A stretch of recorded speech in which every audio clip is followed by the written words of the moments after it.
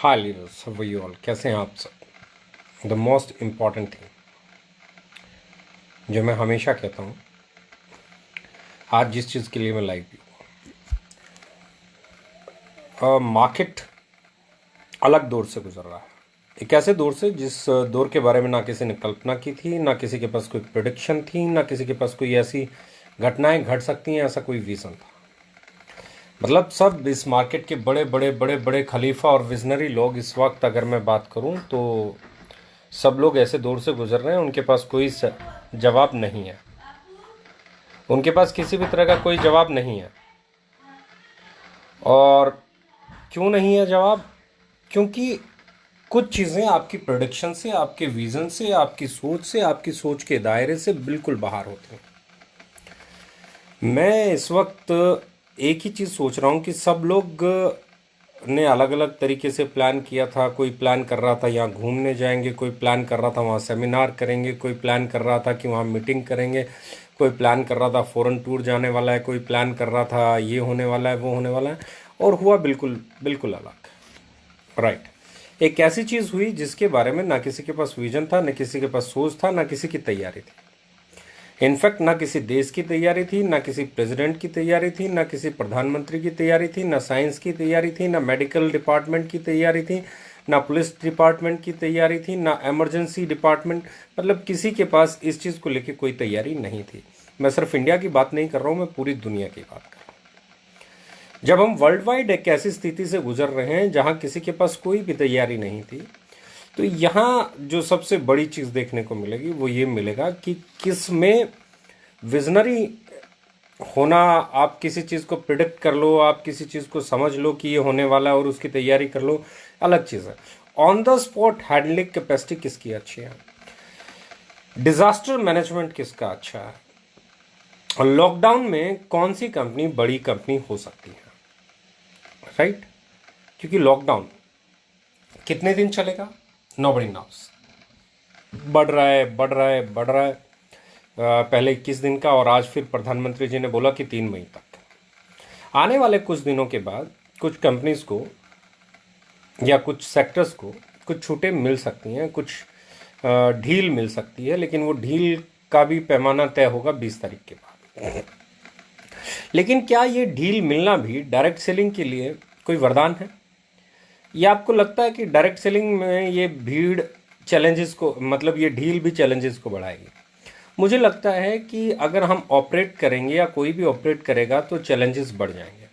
Challenges कैसे बढ़ जाएंगे? क्योंकि ऑर्डर कहाँ से लगेगा, कौन लगाएगा, नोबडी नोज। घर में बैठा हुआ आदमी ऑर्डर प्लेस कर सकता है, पेमेंट ऑनलाइन डिजिटल ट्रांसफ़र कर सकता है, बिलिंग कर सकता है, लेकिन वो कंटोनमेंट एरिया में बैठा हो सकता है, वो रेड जोन में बैठा हो सकता है, जहाँ कुछ भी डिलीवर करना लगभग नामुमकिन रहेगा इन दिनों में। तो ऐसी जगह से ऑर्डर्स लगे तो आप कैसे उसे भेज पाएंगे? आपको किसी एरिया में जाना है और उसके बीच में ऐसी सिटी पड़ती है जो सिटी ट्रांसपोर्टेशन के लिए बिल्कुल 100% रेड जोन है और लॉकडाउन में होगी। ट्रांसपोर्टेशन को किस तरीके से छूट मिलेगी, आने वाला दौर कैसा होगा? मतलब ये अभी मुझे लगता है कि बहुत कॉम्प्लिकेटेड इशू होने वाला है। मुझे अभी भी लगता है कि it will take some more time to understand कि किस तरीके से इंडस्ट्री चलने वाली है। इंडस्ट्री सिर्फ डायरेक्ट सेलिंग की बात नहीं कर रहा हूँ मैं, ओवरऑल कमर्शियल इंडस्ट्री की बात कर रहा हूँ। चाहे वो मैन्युफैक्चरिंग वाले लोग हैं, चाहे वो सेल वाले हैं, चाहे वो ट्रेडिशनल हैं, चाहे वो ई कॉमर्स वाले हैं, या अब एसेंशियल कॉमोडिटी एक पार्ट है। राइट। कॉमोडिटी एक पार्ट है। बहुत सारी चीज़ें हैं जिनको हमें समझना होगा, जिनके बारे में हमें जानना होगा, जिनके बारे में हमें अपनी समझ को विकसित करना होगा। अब ऐसे में मैं ओवरऑल बात कर रहा हूँ, एक ऐसी बात कर रहा हूँ जो इस वक्त हमारी चीज़ों को समझने की क्षमता को बढ़ाए। तो अगर मैं बात करूँ, कुछ ऐसी स्टेट्स भी होंगी जहाँ पे काम करना लगभग मुश्किल हो जाएगा, क्योंकि जैसे अगर मैं महाराष्ट्र मुंबई की बात करूँ तो इस वक्त जिस तरीके से वहाँ पे ग्राफ बढ़ रहा है, तमिलनाडु में जैसे ग्राफ बढ़ रहा है, गुजरात में जैसे ग्राफ बढ़ रहा है, कई स्टेट में जिस तरीके से तेज़ी से ये ग्रो कर रहा है, तो ये चैलेंजेस बढ़ने वाले हैं। मुझे इस वक्त जिस तरीके से हिंदुस्तान ने इसे हैंडल किया, टैकल किया, जिस तरीके से हिंदुस्तान ने अपनी तैयारियां दिखाई हैं, वो काबिल तारीफ़ है। हमारे साथ में जो कंट्रीज़ थी वो कंट्रीज़ कहीं आगे बढ़ गई हैं। लगभग इटली में और इंडिया में एक साथ ही कोरोना के केसेस आए थे शुरू में, पहले 2-3, और उसके बाद आज हम इटली को देख पा रहे हैं कहाँ हैं, आज हम स्पेन को देख पा रहे हैं कहाँ हैं, आज हम जर्मनी को देख पा रहे हैं कहाँ हैं, आज यूके को हम देख पा रहे हैं कहाँ हैं, आज यूएसए को हम देख पा रहे हैं कहाँ हैं। तो ऐसी डेवलप्ड कंट्रीज़ भी बहुत बड़ा चैलेंज फेस कर रही हैं, राइट। चाइना में जो हुआ सबको पता ही है। तो इंडिया की गवर्नमेंट ने जो सबसे बड़ी चीज़ बोली है वो ये, जो सबसे बड़ी चीज़ की है, जो काबिल तारीफ़ है, वो ये है कि उन्होंने बहुत सही समय रहते लॉकडाउन को लगाया। अब इस लॉकडाउन को मानना या नहीं मानना, दो तरीके हैं। एक, पुलिस प्रशासन इसे आपसे मनवाए, दूसरा आप खुद इसे माने। फोर्सफुली इस लॉकडाउन को लगाया जाए या हम इसे माने। तो मेरे लिए तो जो सबसे इंपॉर्टेंट चीज़ ये है कि उस लॉकडाउन को हम माने, क्योंकि लोगों को बचाने के लिए लाखों करोड़ों रुपए की इकोनॉमी की परवाह नहीं कर रही है हमारी गवर्नमेंट। कुछ बहुत समझदार लोग हैं, वो बोलेंगे ये भी कर रहा है वो भी कर रहा है, ठीक है सर, कर सकते हैं लोग, करने को कोई भी कर सकता है। पर मेरा मानना ये है, क्या ये देश नहीं कर सकता? क्या ये देश अपनी इकोनॉमी को बचाने के लिए आज लॉकडाउन नहीं हटा सकता? हटा सकता है, लेकिन देश के लिए प्रायोरिटी क्या है? लोग।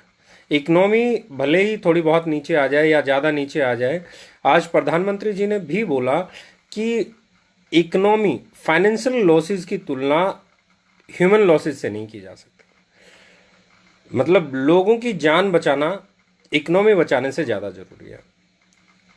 तो इतनी बड़ी स्टेटमेंट को भी अगर हम नहीं समझ सकते, तो बाकी की चीज़ें समझने की शायद हमारी हैसियत नहीं बच जाती है। तो ऐसे में मेरा मानना है कि लोगों की जान बचाना, लोगों का घर पे रहना, लॉकडाउन लागू रहना, ये सबसे ज़्यादा ज़रूरी है। तो पहली चीज़ तो 20 तारीख तक तो हम बिल्कुल इस बारे में, ऑपरेशन स्टार्ट करने के बारे में नहीं सोच रहे। 20 के बाद क्या होगा क्या नहीं होगा उस पर भी विचार किया जाएगा। और जहाँ तक मुझे लगता है कि 3 तारीख तक ये लॉकडाउन है। तो हमारी मैनेजमेंट जिस तरीके से, जितना भी मेरा आज डिस्कशन हुआ है, तो वो तैयारी कर रहा है कि 3 तारीख तक तो लॉकडाउन चले। अगर 3 तारीख तक लॉकडाउन चलता है तो अब चैलेंज ये आएगा क्लोजिंग कैसे होगी, और क्लोजिंग नहीं हुई तो लोग अपना सर्वाइवल कैसे करेंगे।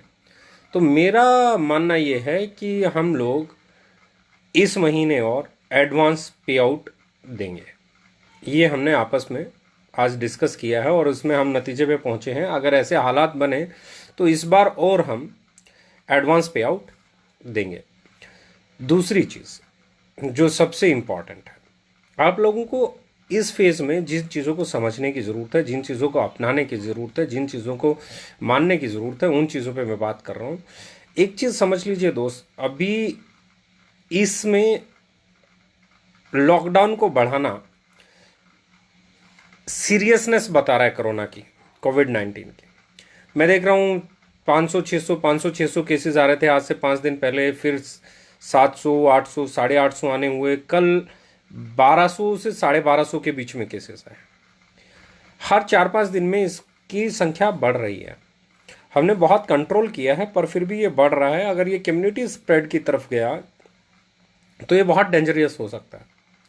तो ऐसे में हमारी तरफ से ये कंट्रीब्यूशन है कि हम लोग इस लॉकडाउन के दौरान काम ना करें। और जो सबसे इम्पॉर्टेंट चीज़ है वो ये है कि हम इस बार भी कोशिश करेंगे कि जो लोग हमारे साथ काम कर रहे थे, उनके पे आउट जो बन रहे थे उसका 10%, 20%, 25%, 30% जो भी योगदान हमसे होगा, हम जरूर एडवांस पे आउट के तौर पे करेंगे। और मैं आप लोगों से भी उम्मीद करता हूँ, क्योंकि सबके लिए हम नहीं कर सकते, सबके लिए हमारे लीडर्स की भी रिस्पॉन्सिबिलिटी है, आप लोगों की भी रिस्पॉन्सिबिलिटी है। जो जो लोग कैपेबल हैं अपने आसपास के लोगों के लिए कुछ ना कुछ सपोर्ट करें। किसी को भूखा नहीं रहने दें, किसी को मतलब मजबूर नहीं रहने दें, मुफलसी में नहीं रहने दें। जो मदद हाँ हो सकती है वो मदद करें, क्योंकि मेरा मानना यह है कि आने वाले 8-10 दिन बहुत इंपॉर्टेंट, 8 से 10 दिन है। हम लोगों को लगता है केसेस, अगर आज मैं बात करूं हरियाणा की, तो लगभग मेरे हिसाब से 15 से 25 हज़ार के बीच में लोग क्वारंटाइन में होंगे। और ऐसा लगभग हर स्टेज में होगा। जो लोग क्वारंटाइन में हैं उनमें उनकी टेस्टिंग भी हो रही होगी, उनमें से कितने लोगों को सिम्टम्स आते हैं, कितने लोग और बढ़ सकते हैं। अगर ये संख्या बढ़ना जारी रखती है तो ये चैलेंज बड़ा होने वाला है। हम लोगों को इसे हराना है और हम लोगों को इसमें अपना योगदान देना है। हम लोगों को एक चीज़ तय कर लेनी है, और वो चीज़ ये है कि हम लोग किसी भी कीमत में इस लॉकडाउन के दौरान घर से बाहर नहीं निकलेंगे जब तक कि बिल्कुल नेसेसरी नहीं हो जाए बाहर से सामान लेना। और खासकर वो एरिया में तो कोई भी बाहर ना निकले जो रेड जोन और ऑरेंज जोन है। जहाँ ग्रीन जोन है वहाँ फिर भी गुंजाइश है कि आप थोड़ा बहुत किसी काम के लिए घर से बाहर निकलें। अगर रेड जोन में हैं, आप कंटोनमेंट एरिया में हैं, आप ऑरेंज जोन में आते हैं, आप आपके आसपास आपकी सिटी में केसेस हैं, तो बिल्कुल बाहर मत निकलिए। आप अपने आप को बचाइए, क्योंकि आप बचेंगे तो इकोनॉमी बच जाएगी।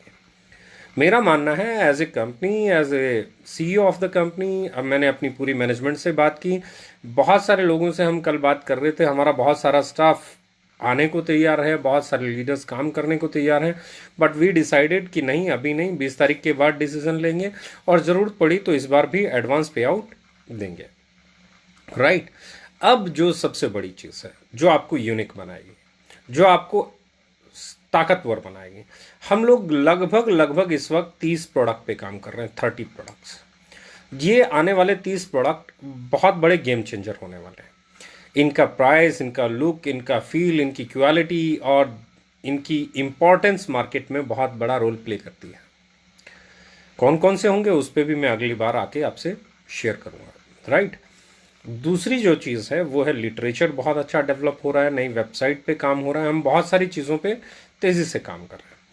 अब मार्केट में काम करने को लेके एक चीज़ समझ लीजिए, मार्केट उसी की तरफ जाएगी जो कंपनी ग्रो करेगी। ग्रोइंग होना बहुत इंपॉर्टेंट है, लेकिन ग्रोइंग के साथ में देखिए, ग्रोथ बहुत इंपॉर्टेंट चीज़ है, लोगों को अट्रैक्ट करती है ग्रोथ, क्योंकि अगर टर्नओवर बढ़ेगा तो पे आउट भी बढ़ेगा, इसमें कोई गलत बात नहीं है अगर कोई कहता है कि टर्नओवर ही इंपॉर्टेंट है।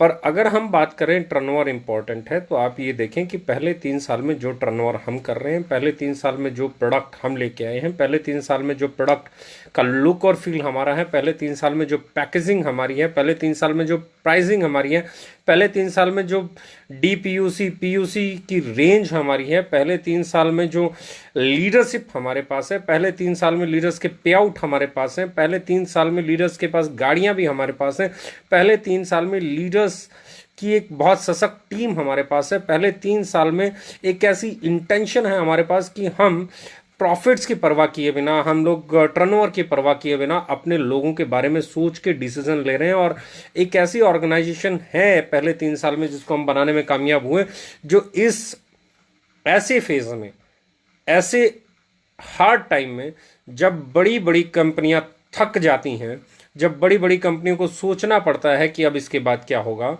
क्योंकि मेरा मानना है, जितना मैं, I am not talking about direct selling, I am talking about traditional market, क्योंकि मेरा कंपटीशन हमेशा ट्रेडिशनल मार्केट से ही होता है। अगर आप ट्रेडिशनल मार्केट की बात करेंगे तो ट्रेडिशनल मार्केट में इस वक्त बड़ी बड़ी कंपनियां ये सोच रही हैं कि इस दौर से निकला कैसे जाएगा, एम्प्लॉयज़ की सैलरी कैसे दी जाएगी, खर्चे कैसे कम किए जाएंगे, ये कैसे करेंगे, वो कैसे करेंगे, टर्नओवर कैसे घूमेगा, अगर किसी ने लोन ले रखा है तो उसका इंटरेस्ट कैसे पे होगा, किसी इंस्टॉलमेंट्स कैसे जाएंगी।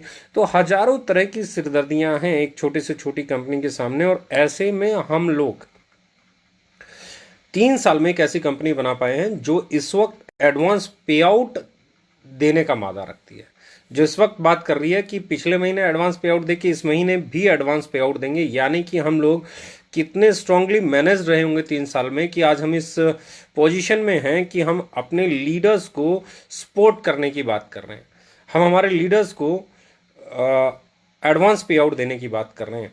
कल मेरे सामने एक सवाल आया कि बहुत सारे स्टॉक पॉइंट्स हैं, बहुत सारी फ्रेंचाइजीज हैं, सॉरी बहुत सारे स्टॉक पॉइंट्स हैं, बहुत सारे हमारे DPUC PUC हैं।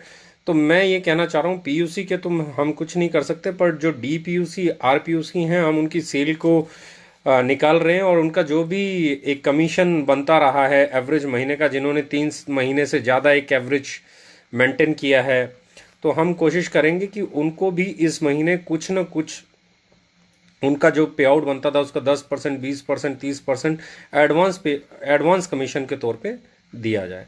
इस दौर में ये किया जा सकता है। वी आर द कंपनी जिन्होंने पिछले महीने भी अपने स्टाफ को सैलरी दी, और इस महीने भी हमने हमारे किसी स्टाफ को ये नहीं बोला है कि आप सैलरी मत लीजिए या ये मत कीजिए। We are committed to deliver something extraordinary. हम लोग एक ही चीज़ में बिलीव करते हैं कि हम एक ऐसी कंपनी हैं जहां पे मार्जिन्स प्रॉफिट से ज़्यादा इंपॉर्टेंट लोग, टीम और उनकी कोर वैल्यूज़ हैं। हमारे कार्डिनल रूल्स बिल्कुल अलग हैं, हमारे कोर वैल्यूज़ बिल्कुल अलग हैं। हम लोग प्रॉफिट, देखो हर कोई चाहता है प्रॉफिट बनाए, लेकिन वो प्रॉफिट नहीं भी बने या हमने बना रखा है तो हार्ड टाइम्स में हम हमारे लोगों की सपोर्ट करने के लिए हमेशा आगे आते हैं। यही हमारा कमिटमेंट है। मैंने कल भी बोला, अब पीछे जब मैं लाइव आया तो मैंने उस लास्ट लाइव में भी बोला था कि हम हैंड सैनिटाइज़र जिस दिन भी हम डिलीवरी करना और ऑपरेशन करना चालू करेंगे तो 2 महीने तक हैंड सैनिटाइज़र की कोई भी पेमेंट नहीं होगी। उसका उसके ऊपर बाकायदा लिखा आएगा नॉट फॉर सेल। उसके ऊपर कोई एमआरपी डीपी कुछ नहीं लिखा आएगा, नॉट फॉर सेल लिखा आएगा। और इससे जो बड़ी चीज़ है, जो हमें बड़ी ताकत देती है, जो हमें बड़ा हौसला देती है, वो है इस वक्त हमारे लीडर्स का अग्रेशन। घर पे भले ही बैठे हैं लेकिन वो लोग पेवेलियन में नहीं है, घर पे बैठ के वो लोग ट्रेनिंग कर रहे हैं, मीटिंग कर रहे हैं। हर रोज़ मैं देखता हूँ किसी की 500 लोगों की वेबिनार चल रहा है, किसी का 1000 लोगों का, किसी का 2000 का, किसी का 3000 का। कहीं पे प्रोडक्ट ट्रेनिंग्स चल रहे हैं, कहीं पे ये चल रहे हैं। और 16 से हम लोगों ने डिसाइड किया हम लोग ऑनलाइन ट्रेनिंग प्रोग्राम शुरू करने जा रहे हैं हमारे कोर लीडर्स के लिए। पहले चलेगा, फिर 3 स्टेज की हमने लीडरशिप डिसाइड की है। तीनों स्टेज की लीडरशिप के साथ जैसे जैसे ट्रेनिंग होंगे उनके पास लिंक जाता चला जाएगा, और हम लोग इस पे हमारा टेक्निकल ट्रेनर्स आपको ट्रेनिंग देंगे कि आईटी को कैसे ऑपरेट करना है, हमारे प्रोडक्ट ट्रेनर्स आपको ट्रेनिंग देंगे कैसे करना है, हमारे मार्केटिंग हेड आपको ट्रेनिंग देंगे कैसे करना है। मैं आपसे बातें करूंगा कि हम लोग आगे क्या प्लान कर रहे हैं और किस तरीके से हम लोग आगे बढ़ेंगे। मुझे नहीं समझ में आता किस में क्या होगा। हम जो कंट्रीब्यूट कर सकते हैं that is the only we can do. मुझे नहीं मालूम ये कब तक चलेगा। हम एक टीम हैं, हम एक फैमिली हैं, पर मैं इतना जानता हूं कि जितना मर्जी हार्ड टाइम हो हम लोग बहुत स्ट्रांग, बहुत स्टेबल और बहुत इक्विप्ड लोग हैं। हम अनएक्सपेक्टेड चीज़ों को हैंडल करने की ताकत रखते हैं, because as a team we are the strongest team of direct selling industry. अगर यकीन मानिए मेरा कि पिछले 20 साल के करियर में इतनी मजबूत और इतनी स्ट्रांग टीम मैंने नहीं देखी जितनी स्ट्रांग टीम है। चाहे हम डायरेक्ट सेलर्स की बात करें, लीडर्स की बात करें, मैनेजमेंट की बात करें, स्टाफ की बात करें, साइंटिस्ट की बात करें, प्रोडक्ट ट्रेनर्स की बात करें, डिज़ाइनर की बात करें, कस्टमर केयर की बात करें। We we are really lucky, we have the best team right now. और बहुत सारे ऐसे लोग और हैं जिन्होंने अभी हमें लॉकडाउन में ही ज्वाइन किया है, तो वो भी जब आपके सामने आएंगे तो आपको अच्छा लगेगा, राइट। अब इंपॉर्टेंट चीज़ क्या है जो इस दौर में हमें करनी चाहिए, क्योंकि ये अनएक्सपेक्टेड टाइम है। ये एक ऐसा फेज है जिसके बारे में ना किसी ने सोचा था, ना किसी ने कल्पना की थी। जैसा मैंने बिल्कुल शुरू में कहा, ऐसे दौर में 2 चीजें बिल्कुल सामने आती हैं। एक चीज वो सामने आती है कि आप में कितना दम है, एक चीज ये सामने आती है कि आपकी कमजोरियां क्या हैं, एक चीज ये आती है कि आपका अप्रोच क्या है। क्योंकि मैं अगर बात करूं तो मुझे आजकल टीवी पे रामायण बहुत चल रही है, तो लक्ष्मण जी को पता चला, एक ऋषि जी ने बताया कि श्री राम जी विष्णु भगवान के अवतार हैं। तो लक्ष्मण जी श्री राम जी के पास गए, उन्होंने कहा भ्राता, बोला किस परेशानी में हो? बोला परेशानी नहीं है, एक दुविधा है। बोला दुविधा क्या है? बोला ऋषिवर ने कहा है कि आप विष्णु भगवान के अवतार हैं, और इतना ही नहीं, उन्होंने ये कहा है कि सीता माता भी, भाभी भी, भगवती माता लक्ष्मी की अवतार है। तो इस पर श्री राम जी ने जवाब दिया, बोला इसमें दुविधा की बात नहीं है, तुम खुद भी भगवान हो। जिस प्रकार सूर्य हमें सिर्फ आसमान में नहीं दिखता है, हम 10 बर्तन में पानी रख दें तो उस 10 बर्तन में भी दिखता है, नदी तालाब में भी दिखाई देता है। वैसे ही भगवान भी जितने जीव हैं उन सब में आत्मा परमात्मा के तौर पे है, तो तुम भी भगवान हो और दशरथ जी भी भगवान है। तो उन्होंने कहा, और उन्होंने ये भी बताया, लक्ष्मण जी ने कहा, उन्होंने ये भी बताया कि ये जो हो रहा है, आपको वनवास हो रहा है, ये सब पिताजी को पता था, यानी कि राजा दशरथ जी को पता था कि ऐसा होने वाला है।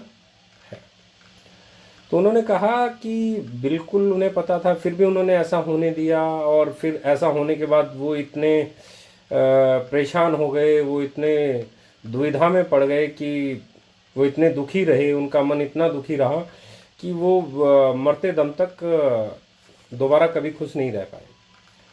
तो इस पर श्री राम जी ने कहा, देखो वो भी भगवान है और उन्हें सब कुछ पता था। तो मैं तो ये लक्ष्मण, भविष्य का पता होना बहुत बड़ी बात है, भविष्य का पता होना चाहिए। तो श्री राम भगवान ने कहा कि भविष्य मैं नहीं मानता, भविष्य की कि बहुत बड़ी भविष्य को जानना। त्रिकाल को जानने वाला कोई भी हो सकता है, कोई भी त्रिकाल को जान सकता है, यानी कि भविष्य के बारे में कोई बड़ी बात नहीं है, कोई भी भविष्य के बारे में जान सकता है, थोड़ी सी आराधना करके या थोड़ी सी सिद्धियां हासिल करके। तो लक्ष्मण जी ने कहा, मैं तो यही मानता हूं कि भविष्य को जानना बहुत बड़ी बात है। तो श्री राम जी ने कहा, भविष्य को जानना बड़ी बात नहीं है, आपके दुख सुख का जो वाहन है वो आपका मन है। बोला, पता होने के बाद भी दशरथ भगवान जी को पता था कि ये होने वाला है, उन्हें भविष्य पता था, पर उसके बाद भी उन्होंने अपने कर्तव्य से पीछे नहीं हटे, वो अपने कर्तव्य पे बने रहे, वो अपने कर्तव्य पे अड़िग रहे। उन्होंने कहा, ये बड़ा बात है कि आपको पता है ये होगा, लेकिन फिर भी आप अपना कर्तव्य नहीं छोड़े, ये बड़ी बात है। बोला, सीता जी की बात कर लो, जब आप ये कहते हो कि वो भगवती माँ लक्ष्मी की अवतार थी, तो उसमें होनी को चेंज करने की ताकत भी थी, लेकिन उन्होंने होनी को चेंज नहीं किया, उन्होंने अपना धर्म अपना कर्तव्य निभाया।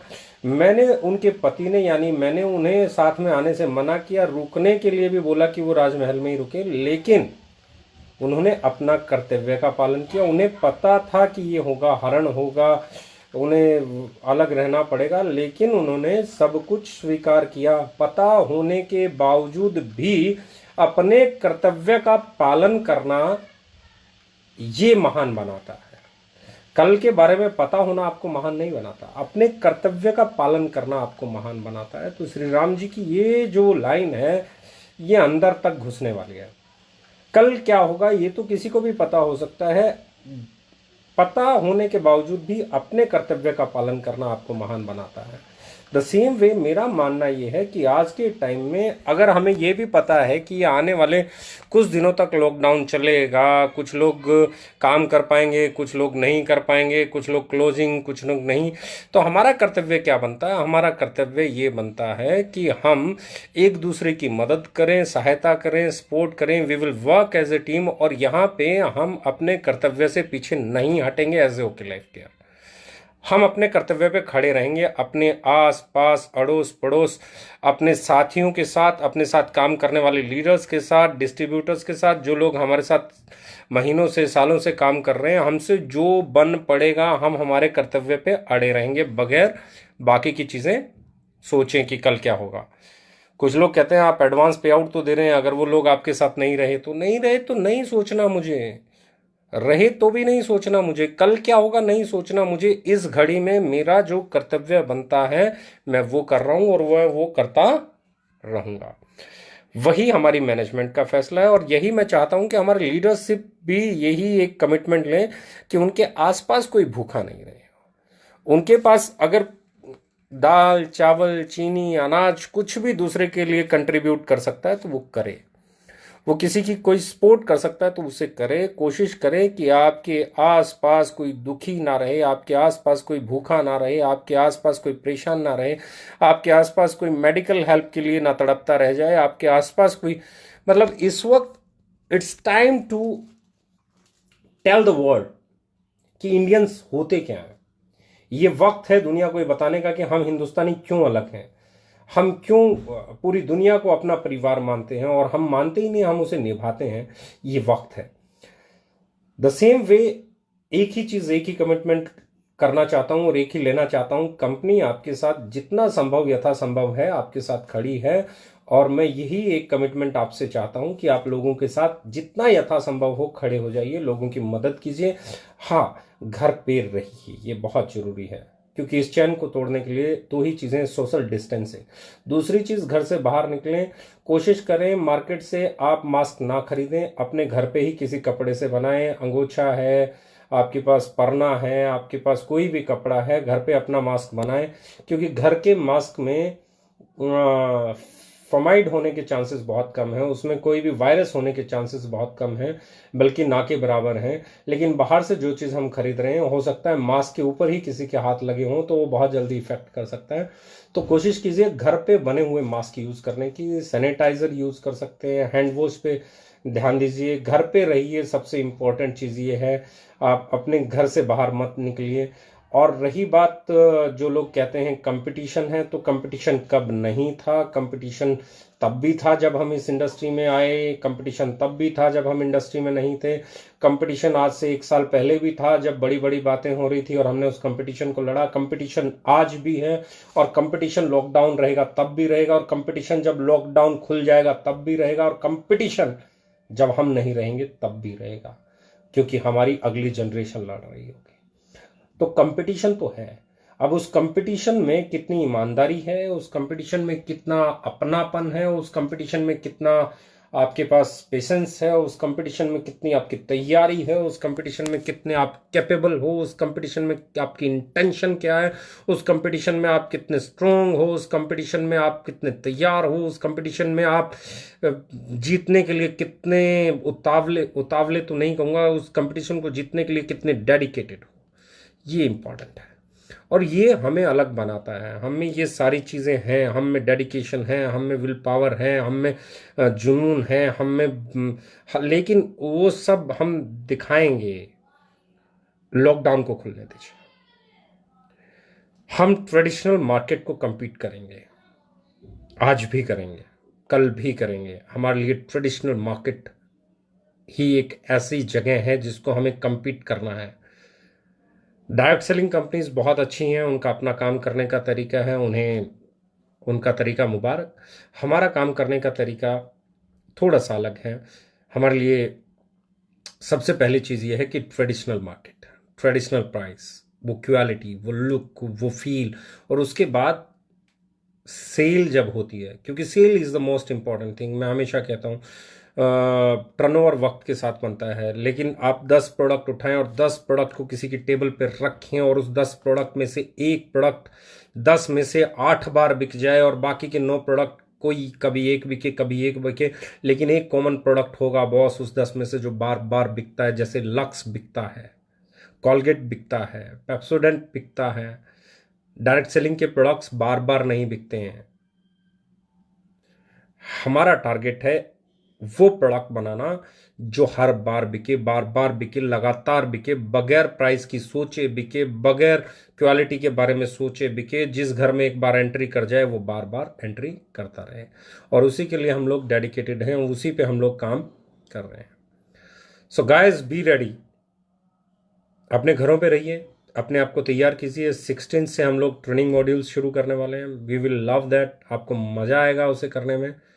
और एक चीज़ मान के चलिए, 20 तारीख के बाद हम डिसाइड करेंगे कि ऑपरेशन शुरू करेंगे या अभी सस्पेंडेड रहेंगे।